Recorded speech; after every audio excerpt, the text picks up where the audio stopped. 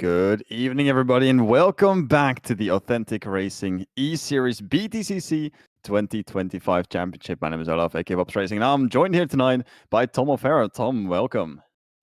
Good evening. How are you? We're doing fantastic. We're doing great. Very much looking forward to this race, to this tremendous track. Being from the UK area, have you been at Silverstone yourself? I have been to Silverstone. I've been once. It was a good few years ago, to be honest. Now, since I've been there, it's before they've done a lot of redevelopment. Since I was last there, it's a relatively short, simple circuit. This national circuit. Yeah, it should be a good one, more for the racers than the people standing at the side of the circuit, to be honest. But yeah, Silverstone, home of Formula One in the UK as well. Yeah, so a simpler track is always going to make for some more fun racing. We've got very short lap times and 17 lap races. That's going to make everything a lot interesting. And of course, a simpler track always makes for less opportunities for mistakes, but also less opportunities to make up time. So everything really matters in these races. A few things we got to note before we get into the race. That's of course the championship standings at the moment. We have our championship leader, Josh Nesbitt, currently ahead with 235 points, leading Sebastian Riquelme by 33 points. We still have 2 weekends to go. So that means that we still have a little bit of time for them to duke it out, to battle it out. But one of these two is certainly going to make the champion, because Ben Nesbitt is currently in third with 116 points, tied with Ollie Hutton in fourth. And then the fight gets real close for that third place. It's, I think, from third all the way to seventh. That's within 25 points. And then 8th, 9th, and 10th, and 11th is also kind of close with each other. If you see Rick Bristow here in 11th with 57, all the way up to Josh Cornelius with 64 points. Josh Cornelius being our safety car driver, so he's not able to get any more points. He's only going to drop down the order as people get more and more points. But this is your championship standings as of now. Meaning Josh Nesbitt and Sebastian Riquelme are going to be the ones to watch for tonight. They're going to be the ones getting the major points and getting everything done for this championship. As we scroll down further to 1 point separating the two, further down as well, Luding and Pedersen also with 1 point separating the two. So there is quite a lot of fighting still going on. I think we should have all of these drivers from the top 10 at least on the track, and then some further down as well joining us. And for the regulations, we still have some rules that we have to go through. Of course, some rules that the drivers will have to adhere to. One of those rules being your tire rules, and the other one being our HEMS regulations. We'll get to the tire in just a second. Our hybrid energy management system, where every single qualifying and every single race, the drivers get to use some of that hybrid energy to just spice up the lap a little bit more. The race 1 allocation is based on the championship standings that we just saw. Race 2 allocation is based on the result of race number 1. And the race number 3 allocation is based on the championship standings once more, but then following the results from race number 2. And like I said, it varies based on your position. And you have a minimum speed to deploy, and that also varies based on the track. And Silverstone National, I think, doesn't have too many mega long straights, so we should have some lower speeds out of these slow corners that we have. Of course, Meggetts and Beckett's. You exit on the right-hand side there. You've got, is that Lovefield, I think? Get a pretty slow exit out of their cups. Of course, a little bit faster, so there's going to be some stuff happening there.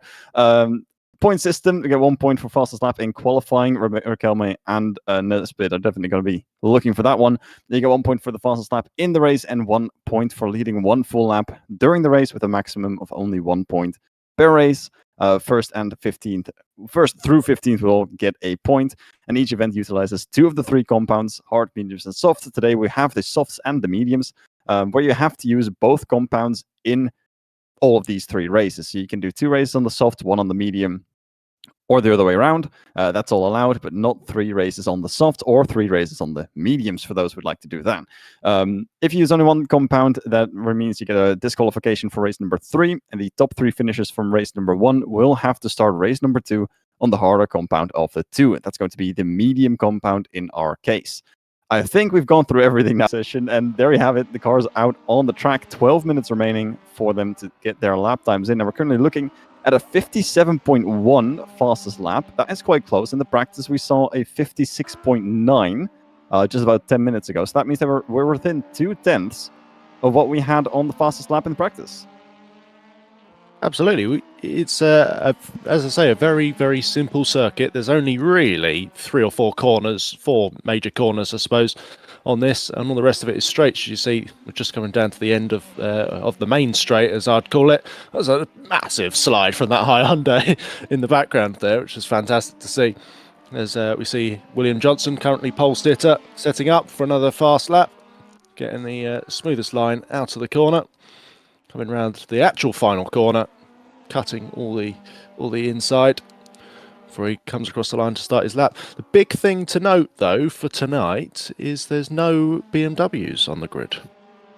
That is quite interesting, because I believe that Josh Nesbitt and Sebastian Riquelme are both BMW runners. So our championship leaders are out of tonight's race. I thought they'd be joined here, but I think I must have missed something, because this is going to make it extra spicy for the final run, of course, because the driver currently third in the championship is Ben Nesbitt in the Ford, the 116 car, currently in fifth. He's 86 points behind Sebastian Riquelme and 119 points behind Josh Nesbitt. And there's a lot of points up for grabs, 20 points per victory, which is already 60.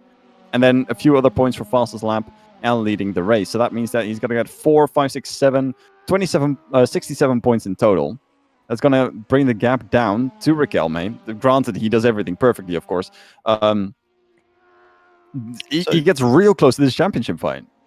Yeah, absolutely. So I believe Josh Nesbitt actually signed out for a legitimate excuse. He's away with some mates, I believe, in Newcastle, so he can't make it. And then I think Riquelme has actually done the sportsman-like thing, actually, and said he's going to sign out and just try and keep the championship fair, which is an interesting excuse if that is the truth. But yeah, he's signed out to make the championship more fair, which keeps things close, but he probably could have used the points, to be fair, couldn't he? I mean, he's only 33 points behind. I think it would be very close, even still, if he raced here. But I do think that this way it's just going to be a little bit more fair, because we saw the BMWs really far ahead in the previous few races. We've had some complaints about it. Some drivers just constantly seeing the BMW shove all the way up to the front of the grid. And if Riquelme did show up, they're obviously going to be a higher chance of him getting that race victory 3 times in a row. Even with the reverse grid for race number 3, there's still a really, really good chance that he's going to get those victories in that BMW, because the car is just very, very strong. And the same can be said for on this track, because we have, well, Cobb's Corner, not really too big of a slowdown, but Maggots and Beckett's, and of course the exit out of Love Field, that's all going to be pretty slow corners that they'll have to run through. Ollie Hutton is going through now. They're not extremely slow, so the acceleration out of the BMWs is not that fantastic, but it's still a really, really good speed up for them, and it's going to make them just a little bit faster than the rest, and making Riquelme really, really high chance to get those victories in and get those 67 points that we just talked about, meaning that we reverse the gap from 33 from Riquelme to Nesbitt, making it 34 from Nesbitt to Riquelme. So it's very nice of Riquelme to do. Yes, he could have used the points, but this is it is more fair. So big ups to Riquelme for signing out for this one. And that means we're going to see some new winners today. I definitely think we're going to see some new winners, because I don't believe Johnson's won. He's currently doing a 56.9, 3.5 tenths ahead of Young in second place. Ollie just put in a 57.4, I believe that is. And that's a very, very good lap time for these three. But Johnson's just really, really quick around this lap. Yeah, I have a vague recollection of Will Johnson doing well in another series that I was part of around this circuit. So he must just really enjoy this circuit. And as you say, that's quite a gap as well, though. 3.5 tenths. Oh, it's just as I say that, it goes under 3 tenths as Thibaut Gerten sets a quicker lap with a 57.285. Yeah, so he's got quite a gap to the rest of the field at the moment, who are ridiculously close. All the rest of them, from what's that, second to 8th is what, just under 2 tenths, which is pretty impressive. Yeah, we're looking at quite some good grid spread here, and it's a small track, which also helps with that. I mean, the track's only not even a minute long. So if Bristow put in a 57 as well, 57.3. Very nice lap times that we're seeing here. Of course, getting close to Young as well. 7 minutes remaining. These drivers have all done quite a lot of laps. Johnson's done 10 laps in this session alone. Thibaut Hurton's just done just finished his 11th lap as well. So these drivers doing a lot of laps. They've even stopped a few times to get those fresher tires in as well. Yeah, to make sure you can run on the lower fuel loads as well. Yeah, talking of which, Will Johnson came out the pits a few laps ago, and he's just gone purple sector 1, so it might be worth picking him up. Oh, and it's just gone slower in sector 2. Well, I mean, he's still around his delta. He's still dancing around it. Slow down a tiny bit. That's a little bit deep, and that's going to be the lap done. I thought we might just catch him up to do a very special third sector, but unfortunately, not the case. Ollie Hutton now a little bit slower once more, but this is just the fun thing about it. You have a very small track, right? So maybe one lap is just not enough to get the tires in the proper window. So you do 2 laps, and then on your 3rd lap, you suddenly get that spark, get the rhythm as well of the track, because it really is a rhythm that you have to take. I mean, out of Copse, it's a small reset to Maggots and Beckett's onto a straight, and then a small rhythm onto the final section as well, and then you're back to the start finish already. So it's a lot of small sectors that you have to combine with basically 2 bigger resets in the middle. And if you do these qualifying runs, 1 lap warm up, 1 lap going, and then 1 lap reset, like we've seen in other tracks, or maybe 2 laps, you don't quite get that feeling that you get during the race, where some drivers make their fastest laps by just knowing what they have to do, by just feeling the car and just having that rhythm down. That's what makes you quick sometimes. So maybe just doing more and more laps per pit stop here, or more laps per send, is just absolutely crazy to get those faster laps in. Yeah, absolutely. And talking about getting faster laps in, as our race director and broadcast director has just pointed out, Vicon here is actually on the medium tyres. So I don't know whether I think everyone was on softs to begin the session. I wonder whether he's just, as you say, trying to acclimatise himself now to those medium tyres to try and get that knowledge and momentum for the race, which is, 4.5 minutes, as he goes very, very wide into turn 3 and 4. Yeah, it might just be him just getting that feel, maybe even knocking out the mediums on race number 1, because that would be fantastic. Granted that he thinks he can't make it into the top 3, because once again, Josh Nesbitt and Sebastian Riquelme not present, meaning that anyone can get a win, but also anyone can get into that top 3 to be pushed onto that medium tire. So yes, anyone can make the podium in race number 1, but that also means that anyone can get that medium penalty. And if Bukorn's going to start on the mediums for race number 1, that just means he's going to be put onto the mediums again if he gets into that top 3, which, I mean, he's starting P6 within half a second of Johnson in P1. That's quite quick. On a lap like this, absolutely wild. I think something can happen here. I think something can definitely happen, because Ben Nesbitt's just dropped down to 7th already. He was within the top 5 at the start of the qualifying. He's been consistently good, 3rd in the championship, but he's now in 7th. So it's anyone's game, really. Anyone's game. Yeah, and the only person, we were talking about the BMWs earlier, to actually win a race that isn't a BMW, I believe, is actually Rick Bristow. Yes, it is. He's in 3rd at the moment, isn't he? So yeah, he knows how to win in these front-wheel drive cars, but at the moment it's Johnson and Girton who are ahead of him on the grid. As I'm just having a look at the medium lap times, actually. They are, 3 seconds off the pace. Oh, no. Yeah, about 2 to 3 seconds off the pace of a soft tyre is the medium tyre. I think you meaning to say tenths and not seconds. Because 2 to 3 seconds would be a lot. Are we looking at the same tire compounds, Mr. Tom? I think mediums should be only 2/10 off the pace, no? So the last laps I'm looking at for the soft tyre runners are all 57s, whereas the medium tyre at the moment is doing 59s. So it is 2 seconds. But then we should look at Bighorn, no? Because Bighorn has been dropping on the mediums, has he not?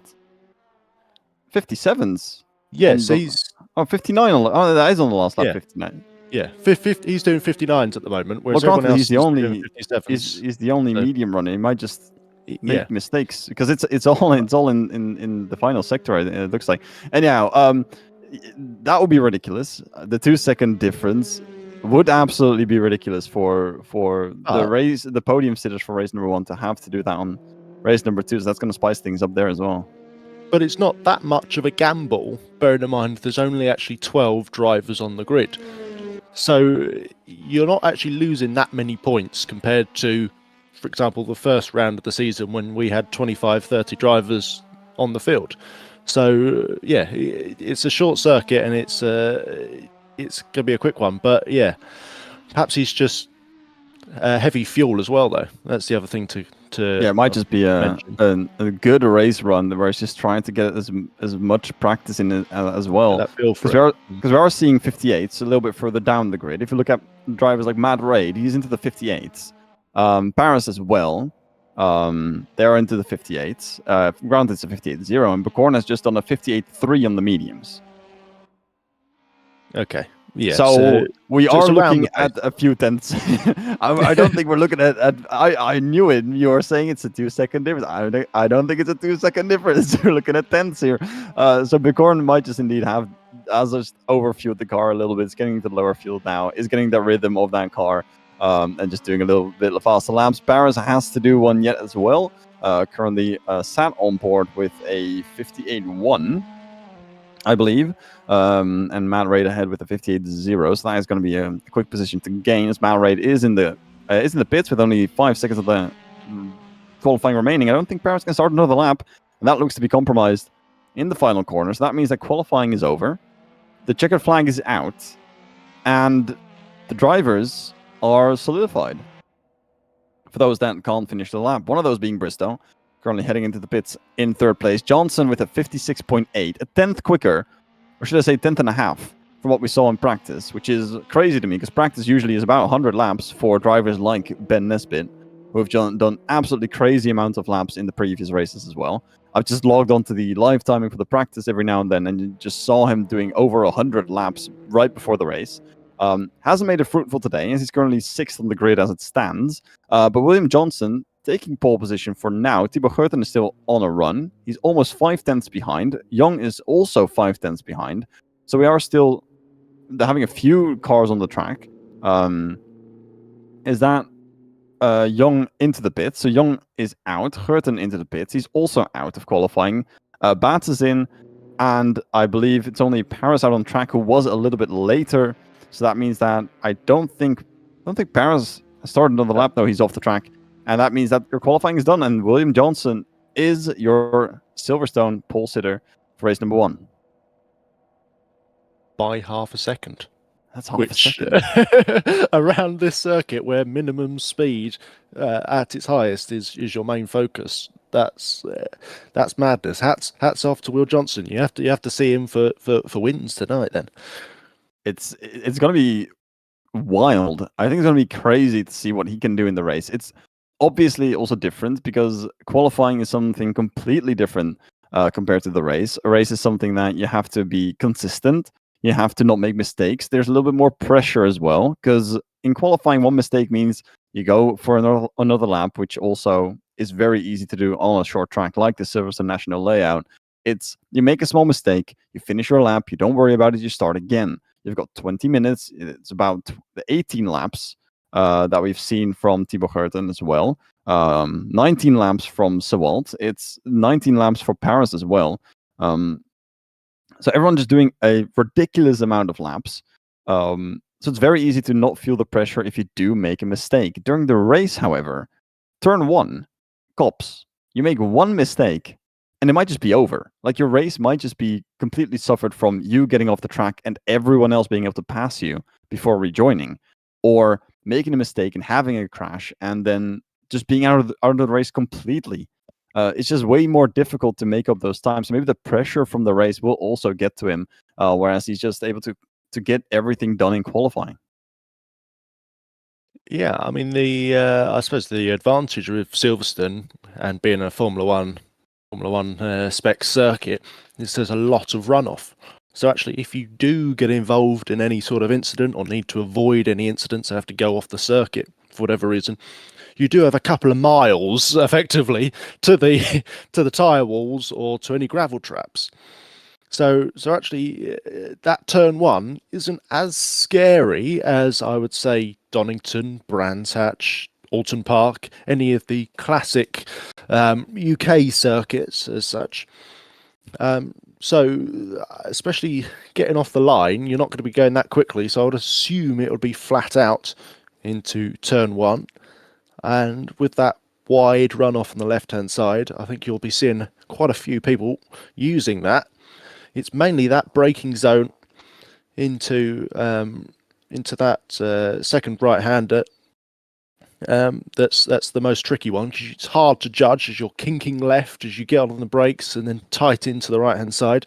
There's kind of two lines you can take. You can go in late and go for the run down the straight, or get in nice and early, which obviously means you can get down the inside of people mid-corner. So that's going to be the main place to watch on the opening few laps, especially. And then obviously at the end of the towards the end of the lap, as we come into the more complex, with the only left-hander on the circuit, outside the BRDC building, where we're actually seeing from just then. So it'll be it'll be an interesting few laps, and we're just waiting for everyone to load in. We've got about a minute, hopefully, until we can get going. And there we have him, all on the grid. William Johnson, first out on the track, and the lined up next to him is Thibaut Geurten. Then we have, interestingly enough, 3 mediums. It's Rick Bristow, Young, and Hutton all on the mediums. Ben Nisbet on the softs. Becorn and Sewalt on the mediums as well, right behind them. Madhouse and Raid on the softs behind them as well. And on the back row, Paris and Bats on the mediums. It's a perfect mix of softs and mediums. 5s on the softs, 7 on the mediums. I don't think we've seen the hard compound this many times in race number 1. I think this is the race with the most harder compounds that we've had all season. And Bristow, Young, and Hutton going on the mediums for race number 1 is quite sketchy. Like we said, it's only a few tenths to a second max of difference in pace. I think we're getting closer to just a second, maybe, if we compare Becorn's lap times on the softs to his medium lap times. I think they're really playing with fire going onto the mediums for race number 1. I think it's going to be really tight. But we have the lights currently off, ready to go, starting up now. William Johnson in first on the outside line. Thibaut Geurten will have the inside line. And we're green at Silverstone. Bad launch for Johnson, as Bristow right behind him is joining in as well. I think Hutton has backed off as well. Thibaut Geurten is on the inside. He's got this Vauxhall lined up towards Scott's corner. Outside line being there for Johnson, but he loses the position into turn 1. And Bristow is ready to take on something as well. But I believe that's Thibaut having his inside line for the right-hander already covered. There's a big tap there from Johnson, trying to make himself wide as possible. And there goes Thibaut Geurten all the way through the inside line. There it is from Bristow, trying to fight back and get that second position, which he gets, meaning Johnson drops down 2 places, but Bristow has to hold on to it for now. Young dropped down a few spaces as well, down to 5th place.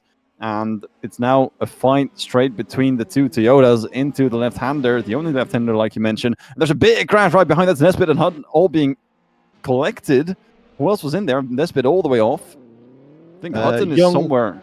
Yeah, Young was involved. Nesbitt, as you say, and Hutton, Matt Raid, and Madhouse have also come together. Someone just disappeared from the screen. I don't know if that's Thibaut Geurten might have jumped the start, as he's now doing a drive-through penalty by the looks of it.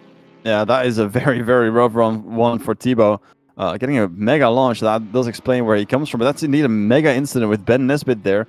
Young is still fighting. He's currently in 3rd. Johnson's retaken the lead into turn number 1, into Cobb. So Thibaut is now out of the pits from that drive-through penalty.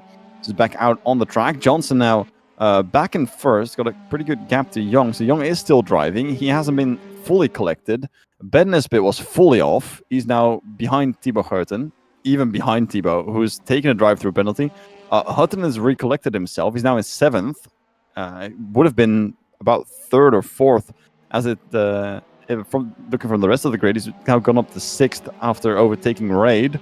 I think Noah Batts Bicorn might have been in there as well, as he's currently in 10th, was in 6th of the grid. So it's quite interesting to see an incident like that, switching it up. And there is a car sideways. And that looks to be Sewald. Very strange location to go off as well, though. He might just be the only one involved in this as well, because there's no one there to accompany him on the off-track. So that is Sewald dropping back all the way behind Nesbitt. There's a big slide in the back there as well for Bristow. He's now holding up Young. They're still going as it is onto the back straight. It's going to be very tight now, though, with that slipstream going into Woodcote, actually. Woodstock is something else. Young on the inside here. Is he going to take that position away from Bristow, who knows how to win races, but has to make it into a victory? Now, both cars onto a medium tire, and Young cleanly ahead. It's a masterful overtake. Now, Madhouse is right behind them to pick up some more pieces. Has got the soft tire, so will have the advantage over Bristow, and now it's just a run towards turn number 1. It does make me wonder whether the soft tyre might be the worst tyre to go on.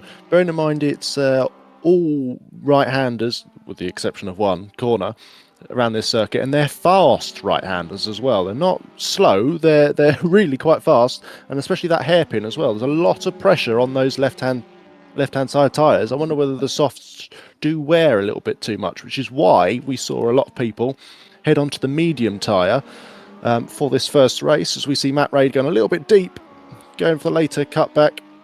Let's use that behind him, Callum Parrish chasing him down.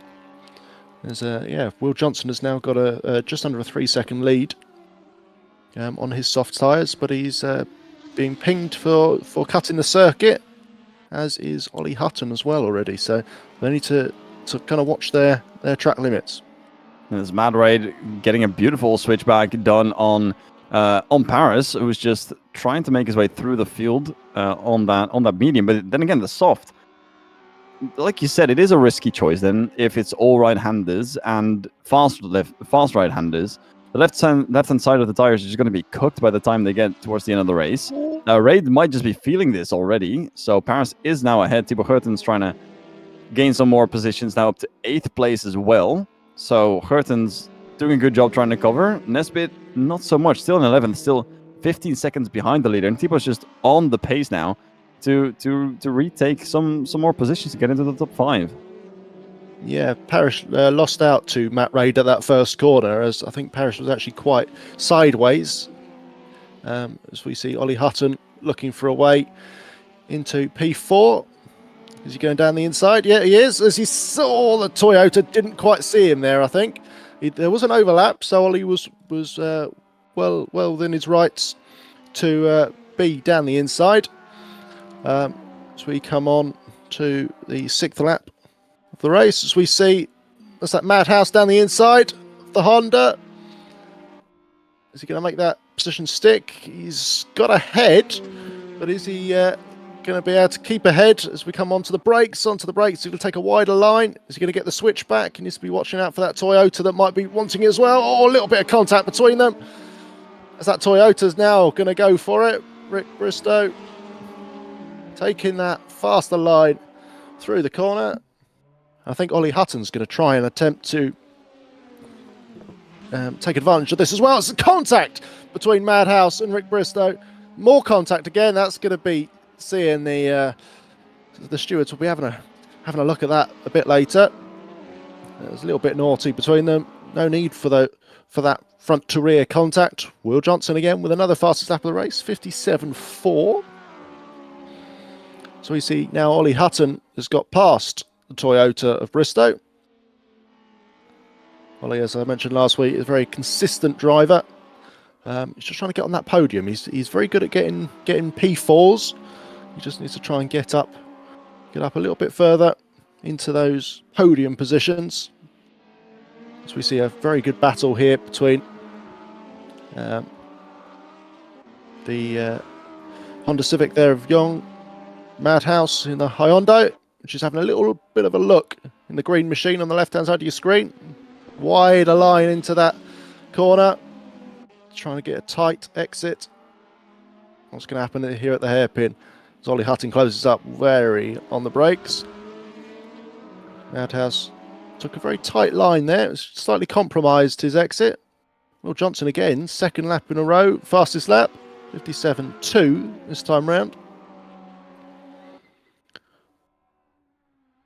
Coming up to the 8th lap of the race. Ollie Hutton takes a very tighter line. Is he going to get the overlap on Madhouse in the Hyundai?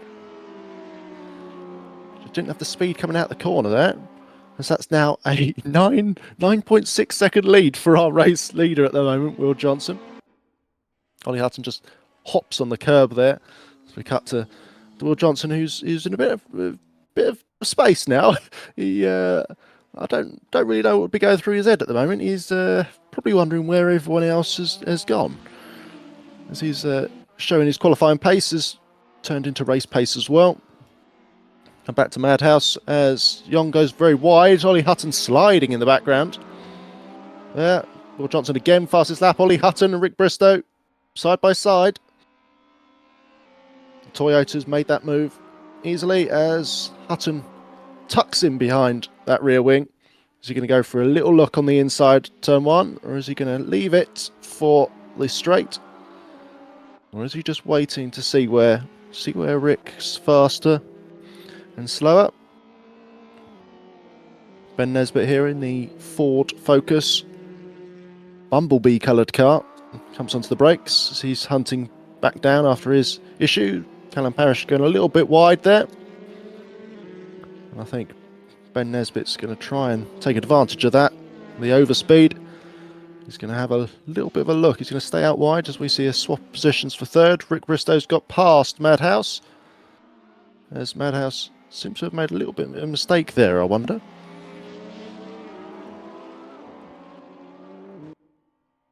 As he's now 12.5 seconds the race lead to this battle here. We see P2 of the Honda Civic of Young, followed by Bristow in the red and black Toyota. As Young goes wide into turn one, and Bristow just takes that position quite easily down the inside. Fantastic. A good move there from Bristow to take that second place. Johnson has been on an absolute blast. Thibaut Hurton's not really gained too much now on the lead of the race. We might have an incident here in Beckett, Bigorn and Paris. Yeah, I just saw little off. Yeah, I just saw Thibaut Gerton sliding through that corner as well, at the corner of the screen there. Yeah, Bigorn's still on the track though, still ahead of Paris. So he is holding on to it. They're not too far away from this bit either. Bristow very early run there, not too wide through the exit. Seems to me that he's got some pace to spare.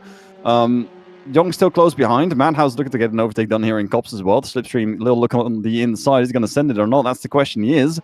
Space being given by Young. He's being a little bit cautious there, but the right-hand side corner coming up now being in favor of Madhouse. Has got the inside line there.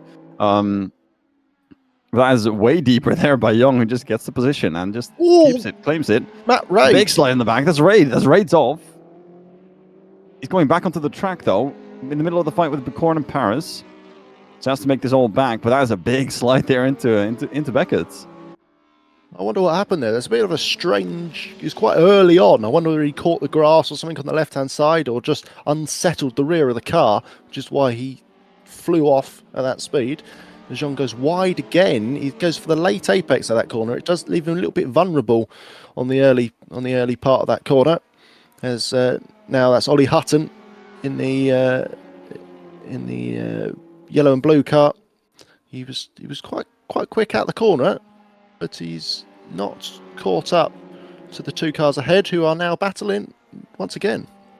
And well, like we always say, you're only as fast as the slowest driver. Madhouse currently trying to chase down Young, trying to get an overtake done. Ollie Hutton switching around on the track as well. Hurton's been catching up to this. It's now a train coming down to the back straight. They're all catching slipstreams into Woodcote, and it's going to be a little bit of an insane move there as Ollie Hutton jumps to the left-hand side as Madhouse trying to defend it. That's contact, Madhouse into the wall. That's a big crash. And he's off. It's Hutton out to defend from Gerten, who's now just going on through, rejoining the track. Drivers swerving around. I think that was Matt Raid doing a big swerve there, trying to avoid contact with Madhouse. Yeah, so I believe there was contact as well at the corner following that. I believe Ollie Hutton and Timo Gerten came together. I think they were both still going. I don't know, just side-by-side contact. Yeah. So Gerten now still leading. So that was a good overtake from Gerten, trying to capitalize on the contact. I think it was contact between Hutton and Madhouse. It surely must be. We saw Hutton go swerving on the track, trying to get an overtake done, and then Madhouse moving with him as well. There's no reason for Madhouse to go that far off the track, that hard, without there being any contact or loss of control. So there must be something for the stewards to look at. Madhouse is in the pits now.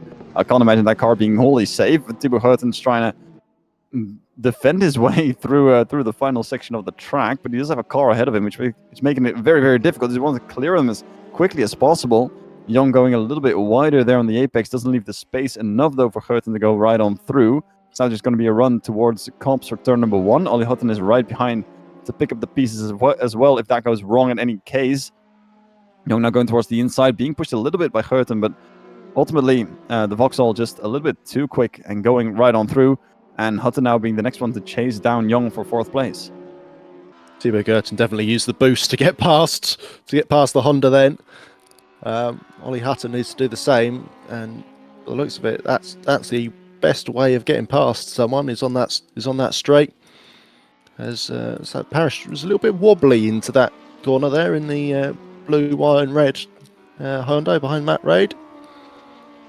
As we're seeing the two Toyotas up the front, swap of positions yet again between Hutton and Young. So they're side by side. Ollie Hutton's got down the inside. Young does like to go very wide into that corner and gets the late apex. Ollie Hutton was slow off this corner last time round, but he's keeping ahead.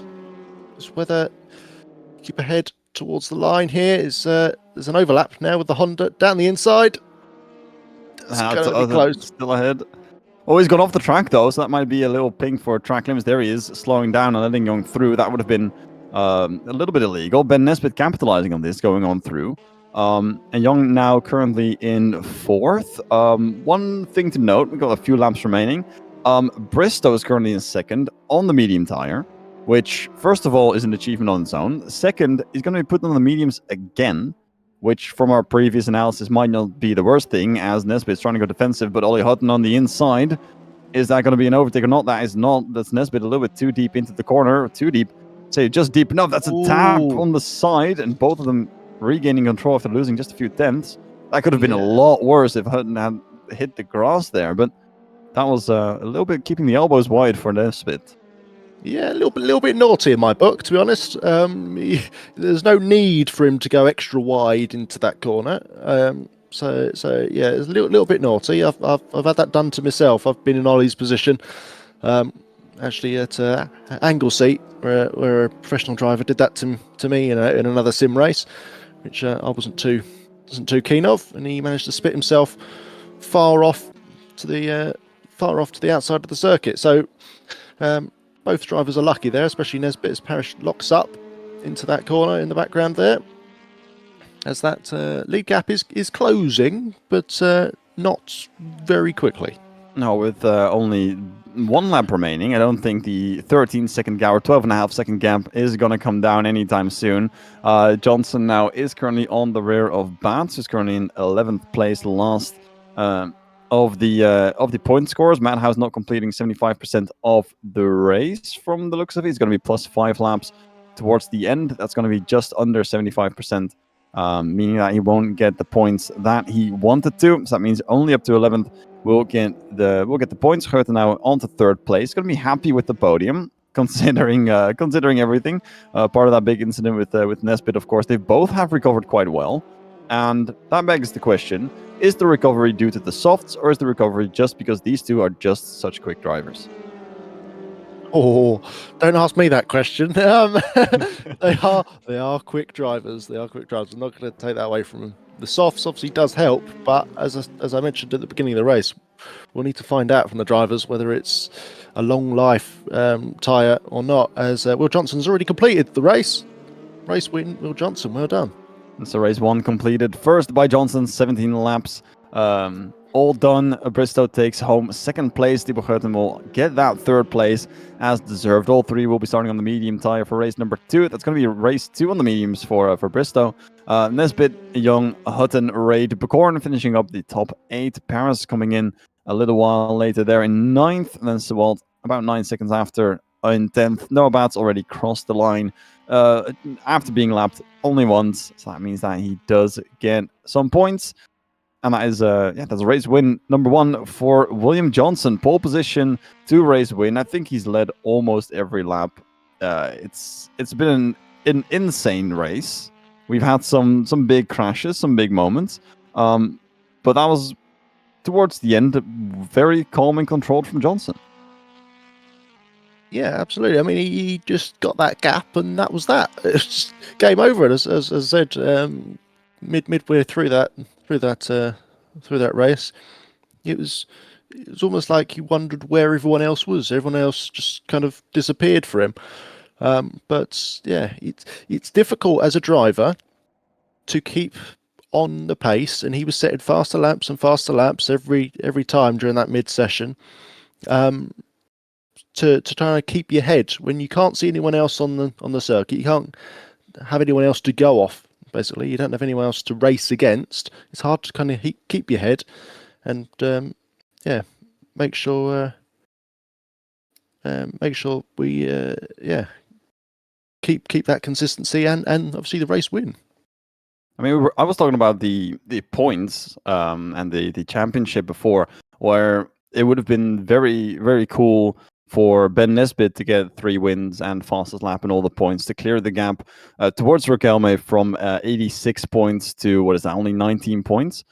It's not looking good. For him, it's not looking good. Currently with a 4th place finish to his name, not a lap led, not the qualifying, doesn't have a fastest lap in this race. Fast lap goes to Johnson, meaning that Johnson has got pole position, the race win, plus 20, and the 1 for the race win, of course. He's led a lap, obviously, and he's got the fastest lap, which means that the first, 23 points, 1, 2, 3, 23 points are to his name. So the first 23 of this weekend have been his. So Johnson's off to a great start, wasn't in the top 10, might be a good contender for being there now. I'm going to look it up now. I haven't really checked the standings besides the top 10 ultimately, because it's just been a little bit of a mess to write it all down. I don't think my notebook can store that many lines. Johnson's now put himself up to 8th place. He wasn't in the top 10. He's now in 8th with 76 points. He is currently about 21 points behind Sewald. Ben Mascal isn't here either, one of the BMWs, and he's only 22 points behind Mascal. So if Johnson can keep this up for race 2, he's going to start in first as well after having a victory. He can actually gain a lot of points off of Ben Mascal and just absolutely surpass him. So that fight that we saw in the standings for 8th, 9th, and 10th, and 11th place also joining in on that with quite close towards the 60, 65 points. Johnson's just completely bypassed all of it. Yeah. I mean, he's as you say, he's jumped a huge amount of positions. I mean, he had 55 points coming into this race, into this weekend. So yeah, a massive amount of points that he could score, as he has done already. If he continues it, as you say, he's going to be well up there. He'll be so he's outscoring everyone that's ahead of him at the moment. So hopefully we can just go again as the grid's all loading back up. We've got about 2 minutes to go.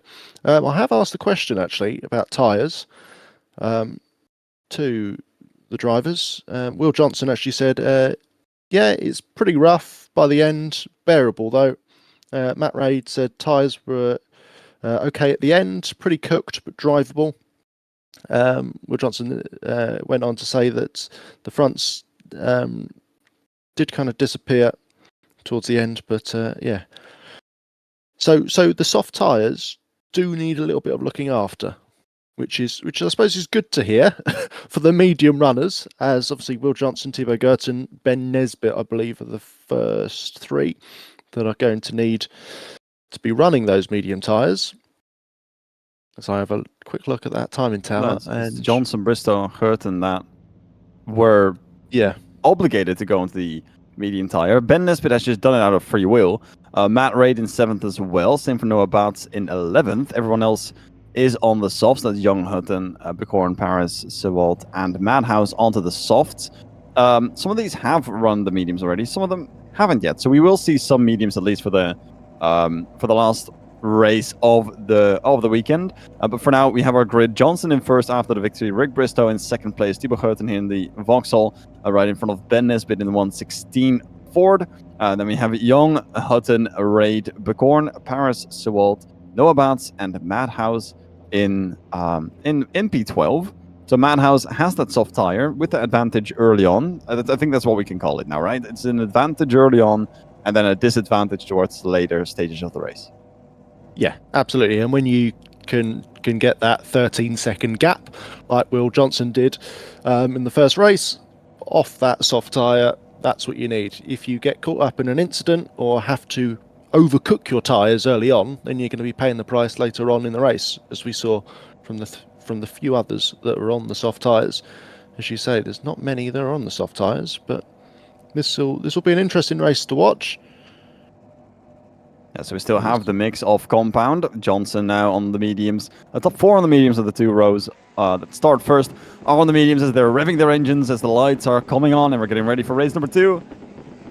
And it's green, green, green back here at Silverstone once more. Johnson's got a pretty poor launch once again. Bristow on the inside a little bit quicker, actually. Thibaut Gurton on the outside already being tapped by Johnson. He's trying to push him a little bit wider than he can. Now he's trying to go around the outside of Bristow as well. But he's just a little bit too quick through the inside lines. The right-hander coming up now. There's no overlap yet. But Johnson's trying to retake that position, going towards the right-hand side of the track. That's Gurton a little bit too wide into the corner.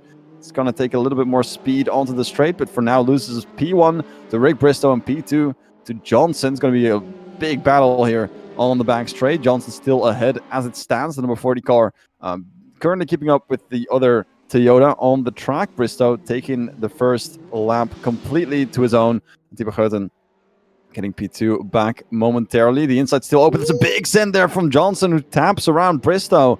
And it's Ben Nesbitt who runs away with it. That's a big send there, and there's more contact. That's Thibaut Gurton and Young having contact. Both cars still on the track. It's almost 4 wide in the back there. Safety cars still on the grid. And there, most safety cars gone. Never mind. That's just what almost was very close. But Young and Gurton are also having contact. Young getting that second place. Noah Bouts now fighting with Ollie Hutton for 8th place. They're swapping back and forth. Bristow, though, completely lost. A big incident. And now Gurton's losing the position to Young, which he's trying to get back here going into Maggots, and he does so with quite a big send there as Young breaks a little bit earlier. And Sewalt is now in the fight as well. Bicorn is in the fight as well. Someone's being pushed wide.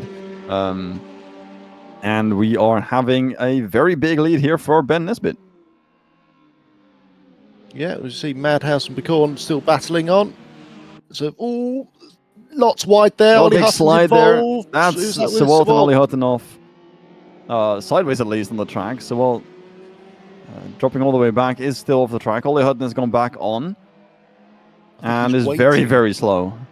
I think he's waiting for Sewalt. I think he knows he did a naughty thing there. I think he's waiting for Sewalt to come past him. As he comes past him now. There we go. And Ollie Hutton's now picking back up the speed as Ben Nesbitt fastest lap. Sportsmanlike from Ollie, just waiting for the other car involved in the incident to rejoin. That's something that we're seeing a lot.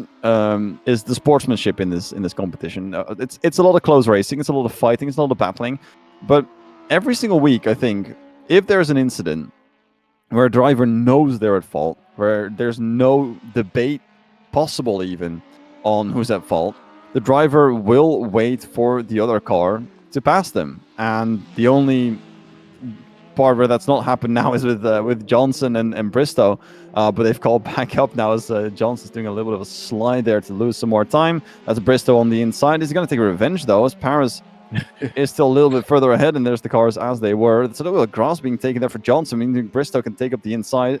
And once again, I don't know if that was on purpose or not, but now Johnson's behind Bristow again, and the gap doesn't look small. So I think that might have been a little bit of a lift off as well from Johnson to give that position back. And the same thing can be said for Riquelme now signing out because Josh Nesbitt could not make today's race. It's sportsmanship at its best, and I love to see it. At the end of the day, it's a free to enter series that these guys put on, which is a lot of hard work goes on in the background. So to make it even closer racing by signing out, that's hats off to you. And yeah, they're trying to avoid penalties at the end of the day, but it's also fair racing. And I think Will Johnson actually knew he made a mistake by hitting the rear of the fellow Toyota, so he waited up as much as he possibly could. And then obviously the last lap, just at this corner here, he made a slight mistake by running out into the gravel, which is why Rick got back past him. This is now the second of the Toyotas, and he's now got Parrish coming up behind him as well.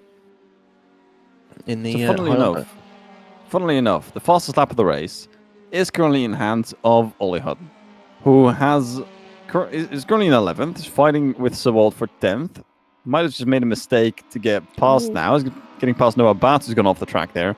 Going to get past Sewald now as well, from the looks of it. He's going to be side by side to Beckett. And that's a little bit too deep for Ollie. Does make it work though. But Sewald still side by side, keeps his nose in. So Hutton now has the fastest lap of the race. It's a 57.7. Is on the softs, so he might just be running out. He might just be pushing now and killing the tires. He's been in an incident as well. Might just be pushing the tires a little bit too far, so he's going to be dropping off even further in the second half of the race.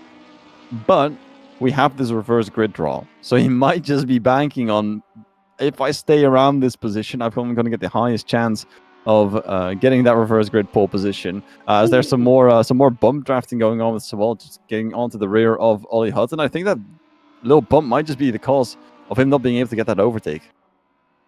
Yeah, it's a bit of a strange thing to do. I mean, unless you're trying to work together.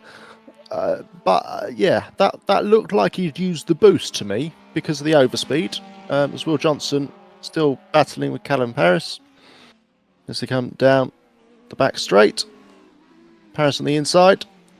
Callum Williams taken for the wider line. It's a bit too deep. An even wider line for Callum as he goes off and visits the gravel. Nice wide line. Getting the late apex. As I believe fastest lap's now gone to Ben Nesbitt. Yep, yeah, already taken up. 57.2, which is quite fast now. Hurton's done a 57.5 on the previous lap, so they're all getting a little bit more speed into the car, but Nesbitt's just been extending the gap now. He's done a purple first sector once again, 3/10 quicker than what Hurton is doing at the moment. So Ben Nesbitt, comfortably sitting out in front, doesn't have anyone of the softs behind him to meddle with right now. Because that's the thing, the softs are a little bit quicker on the early, but a little bit slower on the late, from the looks of it.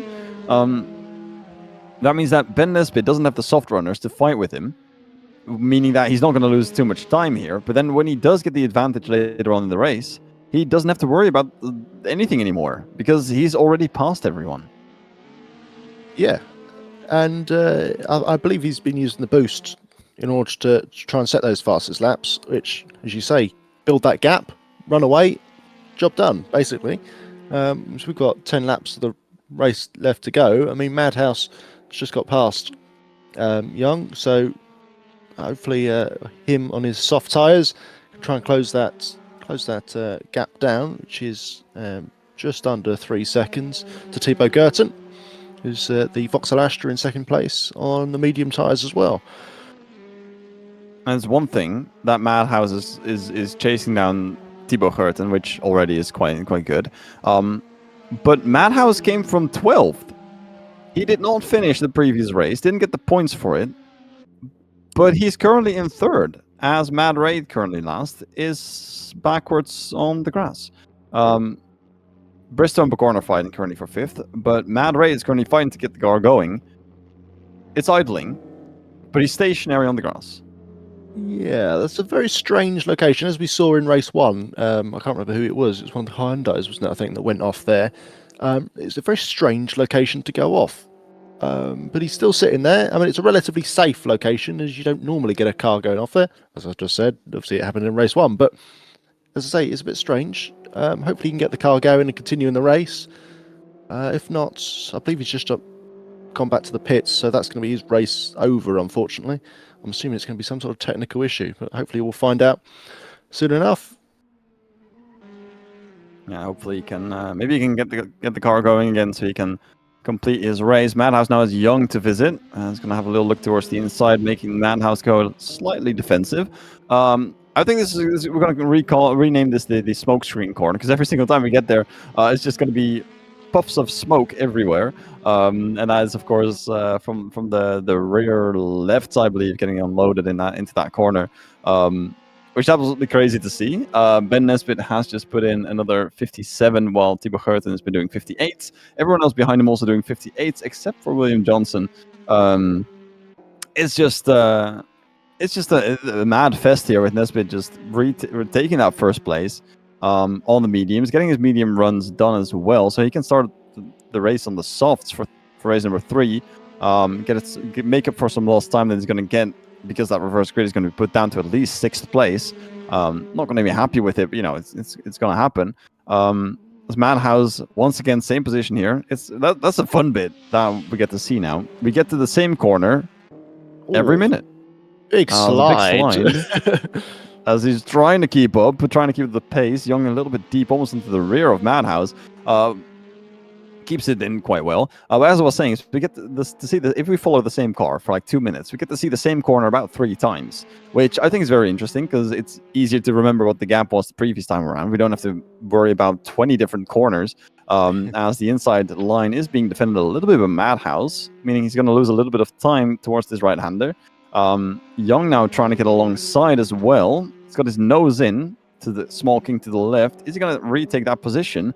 He is going to take that position. That's Madhouse down to 4th place and Young up to 3rd. So Young, having a good showing, has been practically invisible for the first half of the season. Done a good performance. Currently in 9th in the standing, 61 points, and is absolutely showing his ass off today. And that's mad props as well. He's both on the soft tire. It's going to be quite similar on pace, as Bristow has now overtaken Bucorn, but has gone a little bit deep there in the background, meaning Bucorn gets that position back. And now Johnson's still in the fight here. So these 3 have been going on for the past few laps as well. And I think it's been a stalemate practically everywhere on the track.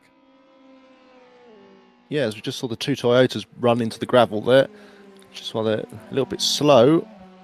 I'm hearing from Matt Raid that he hit the bollards, and that's why he was sent flying. Well, no, we're going to quote the race director here. Launching Matt Raid into the stratosphere.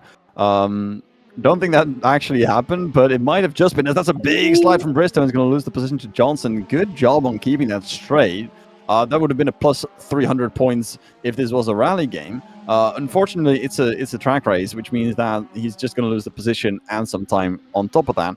But it's good from these drivers that they're keeping this all on the track. But as I was saying, a big launch into the stratosphere by the bollards is obviously not something you want, and that does explain why the car was just idly there in the background on the side of the track. He might have just not have any suspension left, because that was left on the moon. Yeah, and that also explained what happened in race 1. I think it was the Hyundai. Quite early on in race 1, probably happened exactly the same issue, as it was in the same location. Going back to that Bristow save, it's lucky he was on the medium tyres, not the softs, otherwise he would be really paying for that now. The medium's just a little bit easier to keep that up. Can take those slides a little bit more. Like you said, they're just a bit more durable than those soft tyres.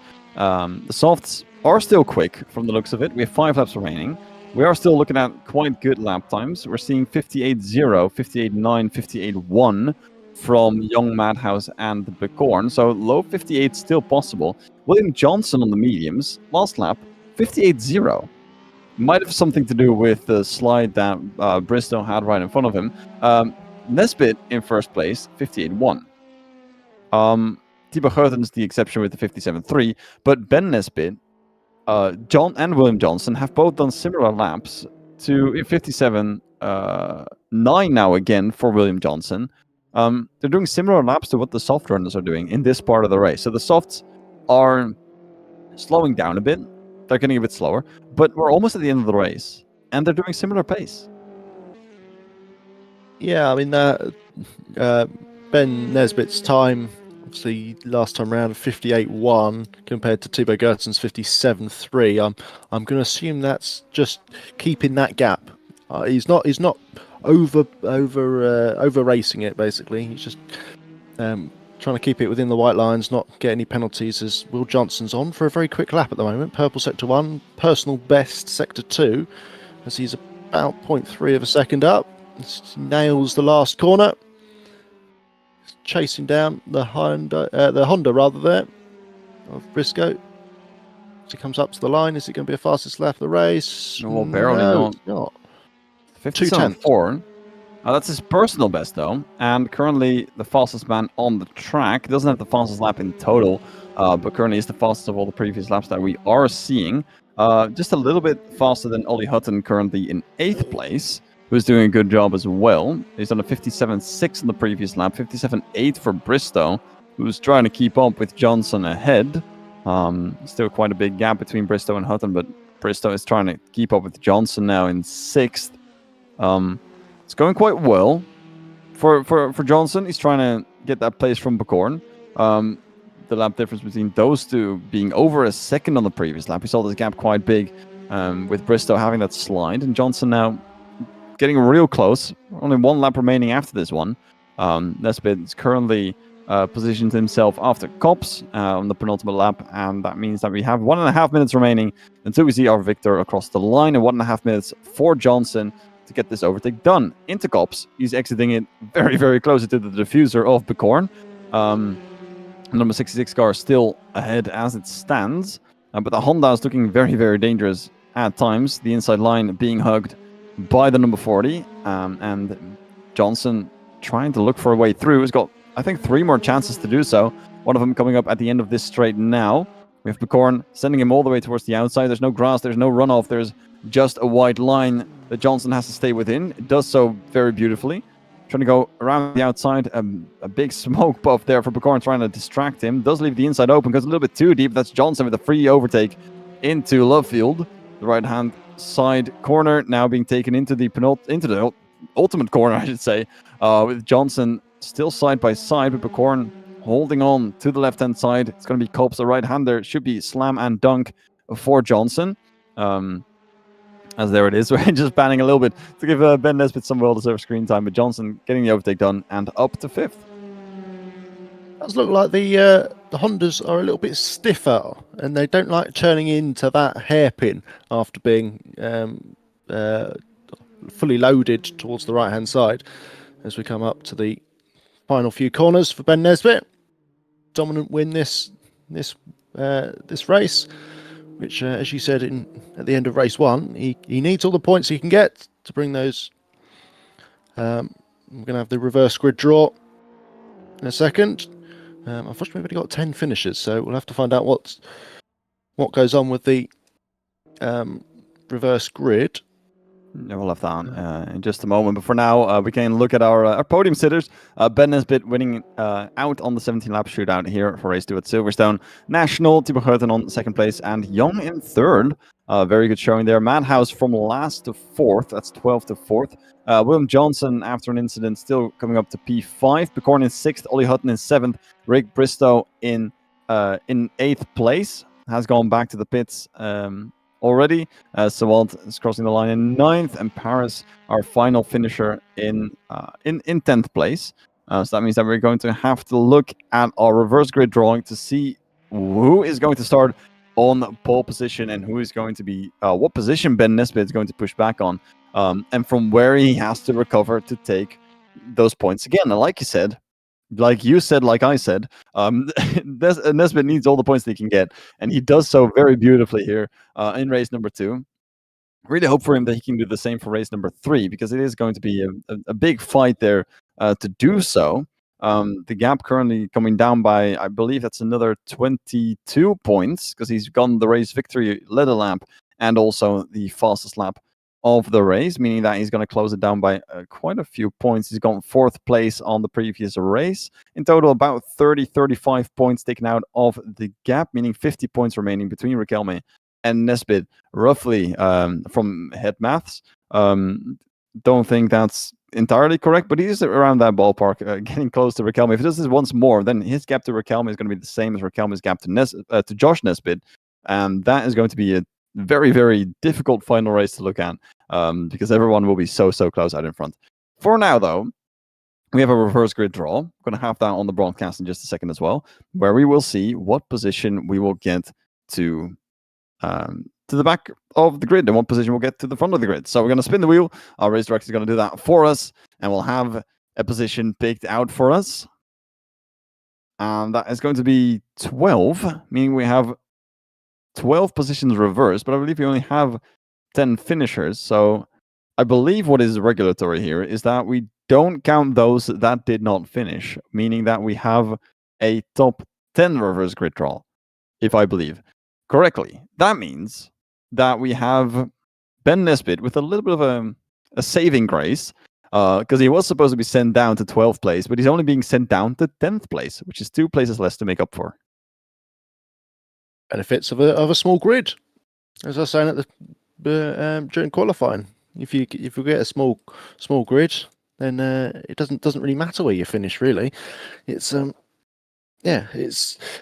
there's a lot of opportunity. You can easily come from 10th or even 12th to first in these cars around this circuit. So, especially with the number of laps, if you even make one overtake a lap, you'll still be in the lead. So, just wait to see what the grid is going to be. It's going to be a big job still for Nesbitt to go from 10th to first to get those maximum amount of points. We have seen Madhouse go from last to a top 5 finish, which is definitely very much possible to do so for Ben Nesbitt in the Ford. Still very much possible to get that done. A quick look though is that we have Johnson being very dominant in in qualifying, even very dominant in race number 1, having an incident, and I think his lack of pace might have something to do with some form of contact damage. I can only believe, because where did he finish? P5, P6? Yeah, I'm just waiting for the results to actually come through. They haven't come through to us just yet. There we go. They've just come through. Yeah, so Will Johnson, P5. He did obviously have that big. He did rear end quite hard Rick Bristow, didn't he, on the first lap at the hairpin.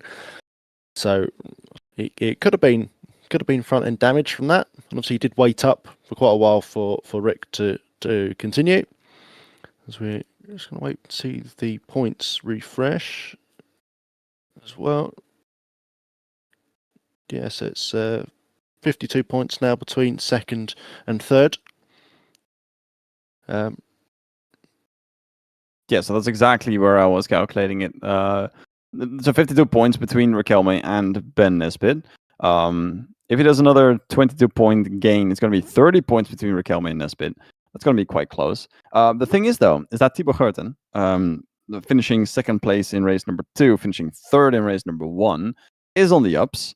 Might just be on the look for this as well, because he's only 9 points behind Ben Nesbitt. Then behind that, 6 points behind him, is Ollie Hutton, who's done very well in race number 1, a little bit less in race number 2. But he's also quite close within this. I don't think they're all ready to fight with the championship. I think Ben Nesbitt is the one mainly in contention for this. But Thibaut Geurten and Ollie Hutton will be starting ahead of Ben Nesbitt for this race. So anything can still happen, especially considering we get 20 points during a race, 22, I believe, in total. Meaning we've got 67 points, including the fastest lap for qualifying, up for grabs in the final final weekend. So anyone within 67 points is going to be able to take away that championship. Currently, Ben Nesbitt is not eligible for that championship. He is 85 points behind, which means that he only needs 18 points in this final race to be within contention. That means he needs to get either at least, I think, second place or a third place with some extra points from fastest lap and leading a lap. So unsure if that's going to happen, but I think Nesbitt is the only driver that can compete for the championship if Josh Nesbitt has an absolute slammer of a final race, final weekend, and just finishes outside of the points 3 races in a row. It's gonna be questionable, that's for sure. But realistically, we're looking at the chances that Ben Nesbitt is still in the fight for the championship. So we are getting ready for race number 3. We have our grid. It's reversed from P1 down to P10. And we're going to have a quick look at the grid now. We have Sewalt currently in first. I believe we have some gaps in the middle as well. I think it's Paris that's supposed to be out in first. That's not on the track because there's an empty spot there. Sewalt there in second place from the looks of it. Bristow right behind. Ollie Hutton there in the yellow and blue Cupra. Becorn in fourth place, will be fifth. Johnson is sixth. Madhouse seventh. Young eighth. Thibaut Geurten in ninth. And Ben Nesbitt being shuffled down to 10th place. Noah Baats in 11th. And Matt Raid, also not a finisher from the previous race, being put to 12th place. Callum Paris, nowhere to be found, which is interesting. He was supposed to start on pole position, but he just is not here. What is happening here? We've got an empty grid spot for position number 1. Interesting, because I thought he was just there a second ago. He was there a minute ago. He wasn't there when we looked at it, but according to the timing screen, he was. But I don't know whether I'm just seeing things. I'm just going to refresh it again, just in case it's... He has He's just disconnected. He's just disconnected again, isn't he? So, well, the lights are going on, so that means that he's going to miss out on his pole position if he doesn't join within. I think he hasn't joined in time. So that means that if you have Sewalt on pole position for race number 3, the 5 red lights are on, and they're currently off as we're getting ready to race once more here at Silverstone. Race number 3. Sewalt getting off pretty well. Bristow with the outside line here for Comp's corner. Ollie Hutton trying to make his way through. Early breaks there from the second row of the grid, or the first row being absolute bastards and sending it in quite fast through the first corner of the track. Ollie Hutton wanting to go offensive, having to go defensive here, as Madhouse is looking to get some more positions in the row towards the race. Bristow fighting with Sewalt here at the outside line onto the Beckett's corner section. I believe there's a car off already as well, as we have Bristow taking the lead of the race, but they're still side by side with Sewalt a little bit further on to the onto the back straight and towards the left-hander here of Woodcote. There's Hutton as well, looking at Becorn. But he does have Thibaut Geurten on his inside, and this is the man he's fighting for in the championship. And Thibaut Geurten is sending it on through. Madhouse a little bit too deep, opening it up for Johnson, who's still in this as well. Madhouse are being pushed onto the sand, and the grass being taken by Ollie Hutton as well. There's more pushing in the middle of the track towards the back. And that's Madhouse, Noah Baats, and Young being getting close and making contact 3 wide on the bit of straight there before the final corner. That's a big contact. Callum Paris has just joined. He is out of the pits now, so he is 1 lap down, but he is driving. So out of pole position, he is back. Unsure what's happened there. He might have just had a little bit of some issues, but he is back. We'll ask him about that a little bit later. Johnson's now getting past Matt Raid as well. That's for P number 6. They're currently stuck behind Nesbitt as Thibaut Geurten is trying to place away from Becorn. He's currently dropped down to 4th place, and Geurten out looking for a lot of points here in the fight with Hutton and with Ben Nesbitt. Currently ahead of both drivers, and this is going to be for 3rd in the championship.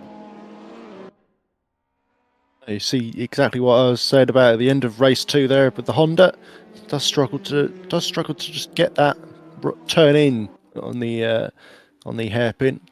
It goes very, very wide on entry. I don't know if that's just because it's better at traction out the slow corners, but it's a very, very weak point. If I was Ben Nesbitt there, for example, following the Honda, that would be the place that I'd be looking to have an attack, make the move. And again, you see him go wide into that. That's a big look there for Nesby. He's already quite close to Bicorn. Gerten's now fighting with Sewalt. That's going to be for second place, but little does he know that Bristow's on the inside still, and he's gone 2 places there in 1 straight. There must have been a little bit of boost usage there, as Bristow is looking for a little bit of an inside line to Gerten's wider exit there. Small tap towards the side. That was contact. Nothing too major, as Gerten's still on the outside line, taking the lead away from Bristow. And now he's looking to be the man to gain the maximum amount of points for now. He's got the fastest lap to his name. A purple 1, purple 2, and then a little bit slower sector 3. So that must be the boost somewhere used inside there, but that's a 57.5. We haven't had a chance to talk about the compounds yet, because it's Nesbit and Madhouse on the mediums. The rest are all on the soft. So everyone's opted for the softs in this free choice. It's practically free choice, besides for Madhouse and Ben Nesbit, I'd assume. Nesbit's run the mediums before. So it's basically free choice for anyone to do what they want, and most of them have opted for the softs, as we're looking at 3 wide here between Johnson, Hutton, and Young, who just gets ahead of these two into the smokescreen corner. Young does get ahead in that 7th place. 8th for Hutton and Johnson, with a wide entry here is going to go for the late apex onto the start-finish straight. It's going to give him a small advantage on straight line speed. Might just use the boost to get past both of these lads at once more. Hutton struggling on that exit. It's going to lose a bit of time to Bicorn. Now it's going to have the gap closed behind him to Johnson. He's going to go for a look. He's not sticking behind. Knows he's got better chances a little bit further ahead, where we have a bigger braking zone. And it's softs for everyone besides Nesbit and Madhouse. That was the point that I ended on. That's the thing that we wanted to look at. Yeah, Madhouse has just made an overtake there on Bates, both from the similar cars.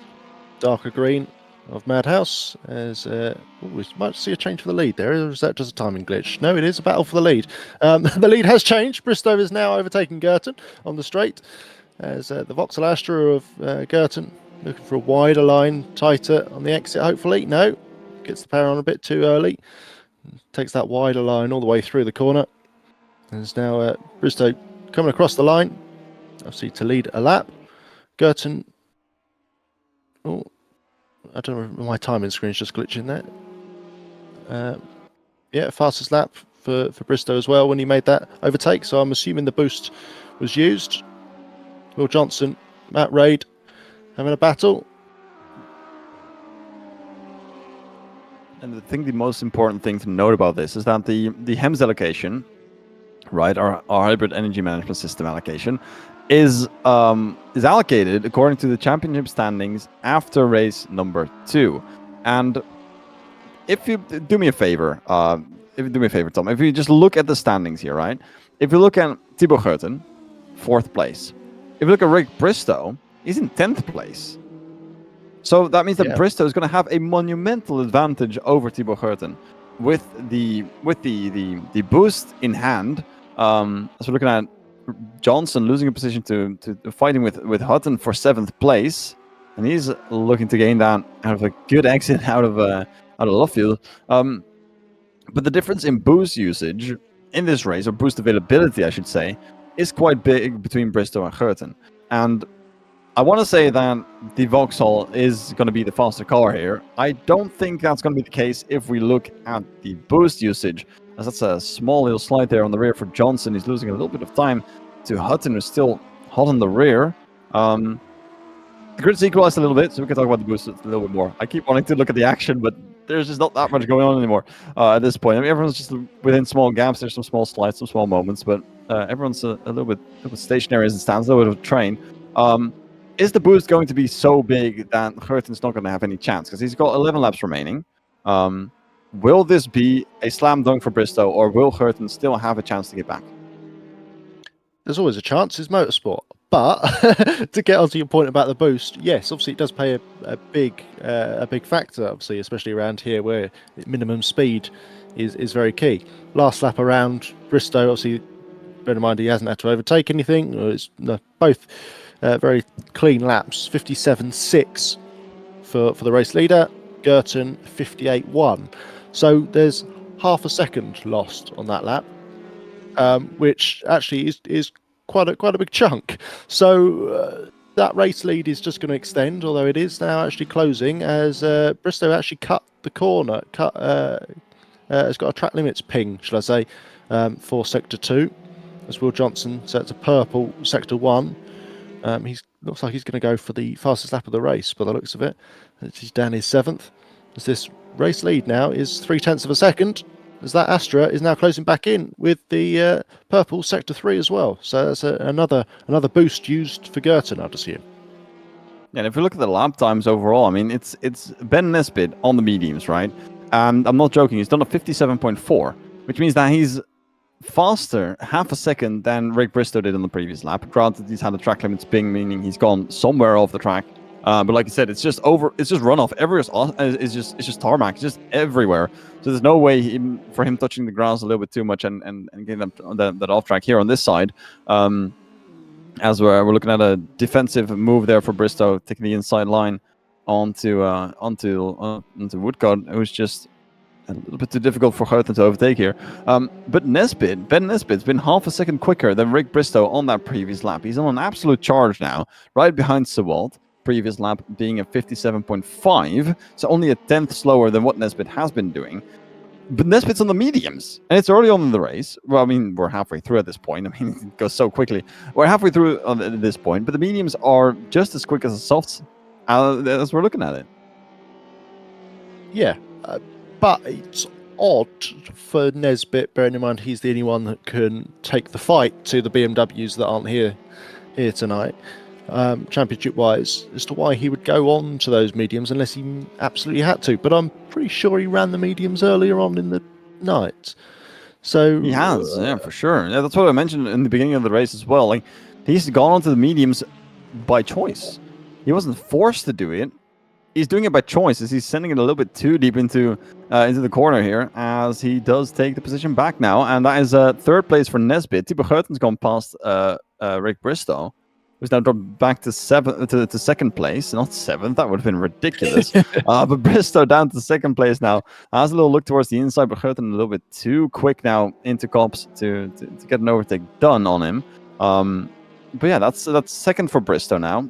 First for Gerten, who's looking to make it difficult for Ollie Hutton and for Ben Nesbitt. Ollie currently down in 8th, Ben in 3rd. So the points are just going to be going all over the place after this race. We'll have a quick look at that towards the end, but it's looking like Ben Nesbitt is having an absolute blast on these mediums to take it for a second time on this the harder compound for the second time in this weekend. As we have Bristow on the inside of Gerten. Does he get the position? He's a little bit too deep there, and it's a switch back from Thibaut Gerten, who's just taken away the lead once more. Kept it after 10 laps. So we've got 7 laps to go, and it's going to be a fight towards the end. I must admit, I thought that was going to be a big collision there between first and second as the Toyota went down the inside of the Vauxhall Astra. Will Johnson again with another fastest lap. That's matched his fastest lap from race 1, 57.0. I believe it was a 57.0 he did in the first race as well. Just going to have a quick look. Yeah, 57.041 in race 1 when he dominated that race, won by 13 seconds.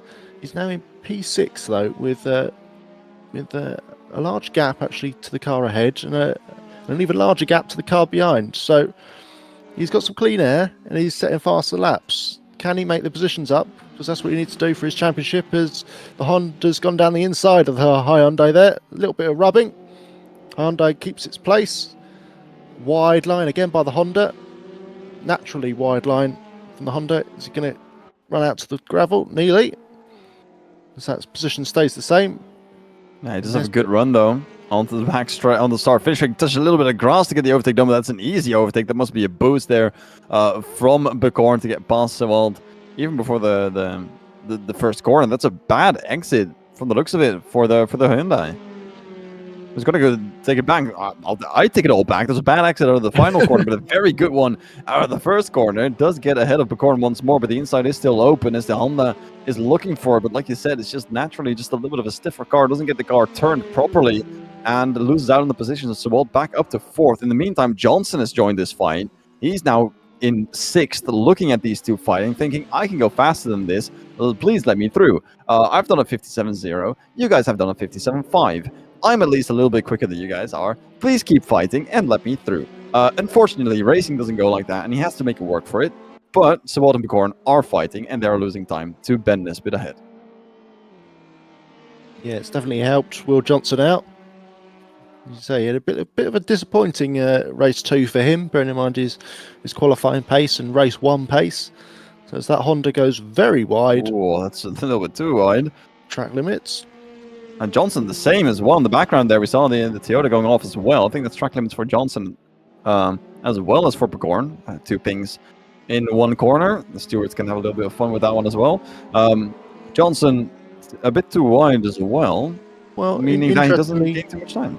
Yeah, well, interestingly, Bicorn did get a track limits ping. Johnson didn't, but Ollie Hutton behind did.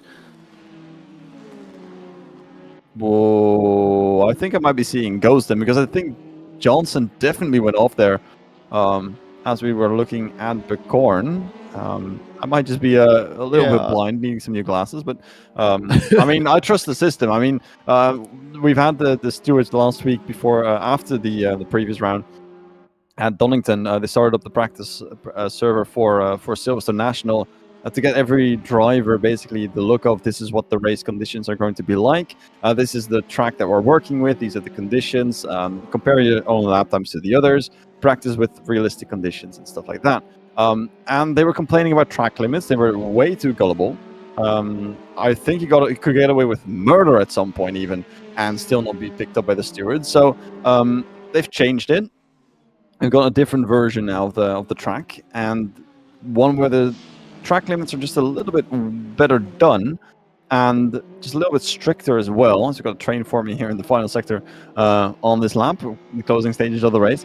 The track limits are just a little bit stricter, meaning that you can't get away with as much as before, and that's especially important in Cups, of course. Meggetts and Beckett's as well, a little bit. But Johnson not being pinged there is quite tricky for me, because from the looks of it, I mean, I believe what I saw. I'm happy to be proven wrong in the replay, as Ollie Hutton goes a little bit wide there as well. Or that's just the track limits. That's also possible. That might just be the track limits, because I thought it was going to be a wide the wide line there on the side. But apparently for Cups it's a little bit different. Yeah, so that was again track limits for Ollie Hutton. So I'm not going crazy. Yeah. Yeah, that definitely was, as I've seen Young behind him as well has got track limits.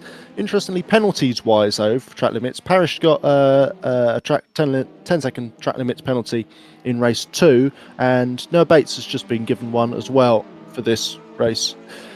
So he'll be keeping that position, because obviously he's got a big gap to Parrish behind, as Matt Raid, I believe, is stopped at the hairpin. Or has he not stopped at the hairpin? Okay, maybe he's not. Going again. He has gone. Yeah. Might just be a ping issue, but I think he's got the driver tracker. I don't think he had 8 seconds ahead of him, so it might just be. We do have, though, the fight for the lead has been going on for a while. Now we're on the final lap. It's Rick Bristow and Thibaut Geurten, currently right behind Callum Paris, who is going out of the way very beautifully, as we can see there. That's the light blue car on the left-hand side of the track, who's now, of course, letting these guys by. Thibaut Geurten has lost some time. I think Rick Bristow has put on the power, put into the final bit of boost that he had, and is going to be going across the line in first. So Rick Bristow, repeat winner. I said we're going to see some new faces on the front of the field.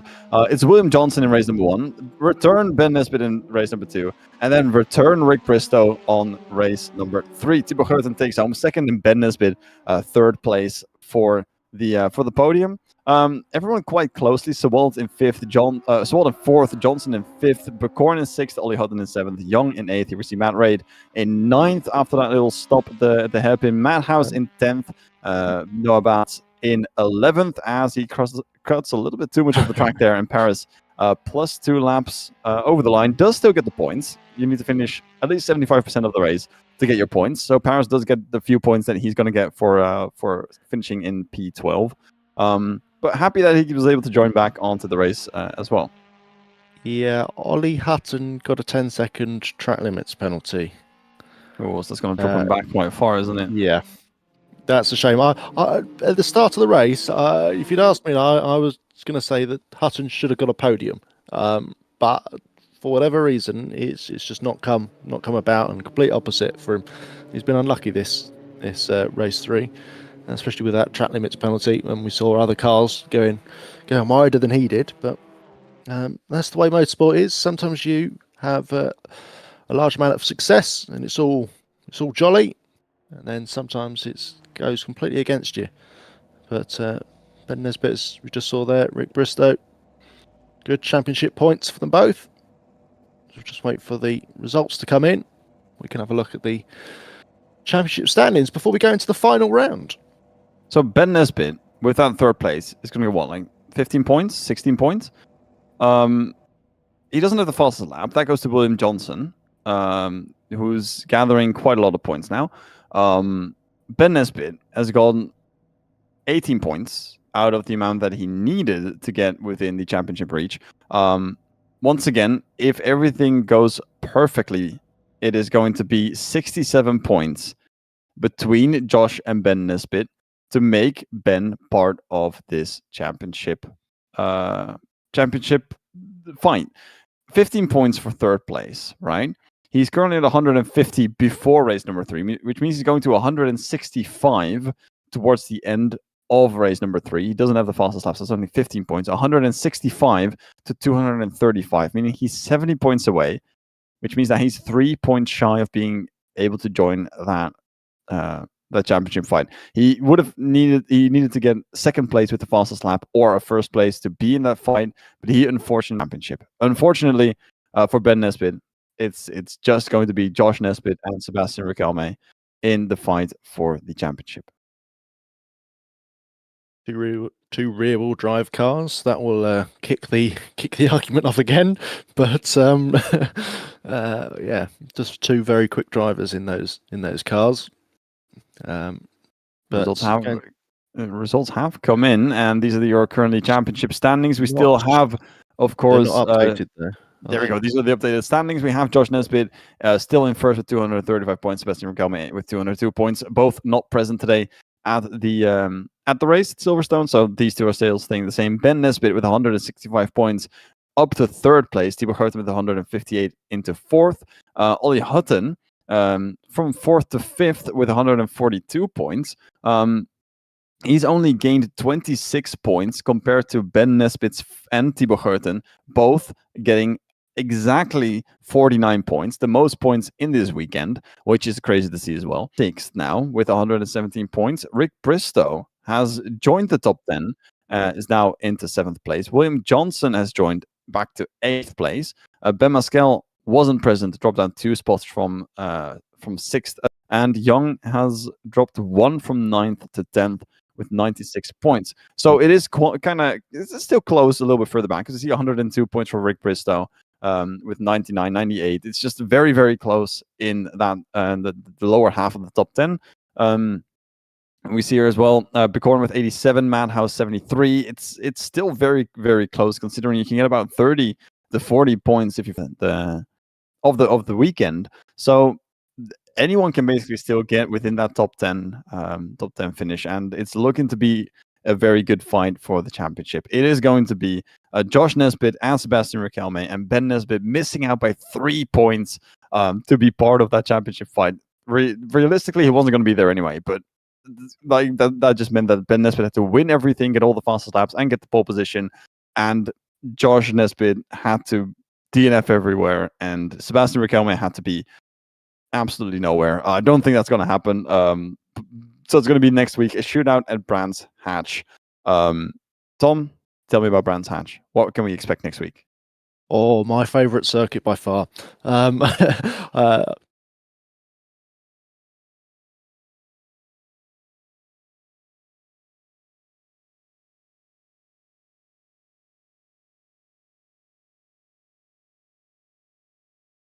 Obviously, you got the trees lining the GP loop as well, so it gets a little bit darker around the back section. BMWs should go quite well there again, but I know it's a favourite of Ollie Hutton as well, so he should go quite well there as well. But it's a real driver's circuit. It's yeah, very good. A very good circuit to be on. But I believe it's not long until we have another series coming up as well. Surely is. We have one more series coming up and this year, finishing it off in just a week before Christmas. We have the 2013 Formula Abarth eSeries, the Slipstream Dreams, the Italian Series, 6 tracks spread over all of Italy. The 6 events with a 3-time race as well. This is the same format that we have right about now, but with a different qualifying. We've got a 48 hours qualifying, meaning that before the race, there's going to be a 48-hour time period where the drivers have to put in their laps. And out of those laps, we get our pole sitter and our grid, of course. Same stuff as we have here, full rules and regulations, the protest system, safety car and race director all being present, and it's going to be on the Saturdays, replacing this series, of course. It's going to be starting the 15th of November, meaning we have a 1-week break going on the 8th of November. So next week, it's going to be the first, the final race at Brands Hatch GP, and then the 8th is going to be a break, and then the 15th of November we have this beautiful series coming on through in the open wheelers, where the wheel-to-wheel contact is going to be a lot more dramatic than what we've seen today. I'm very much looking forward to it. That being said, I don't think we have anything else to mention besides tune in next week for the championship fight. I think it's going to be a very good one. And thank you for being here. Thanks to Peter as well, our race director, for showing us the amazing sights here on the track. And hopefully we'll see you all next week.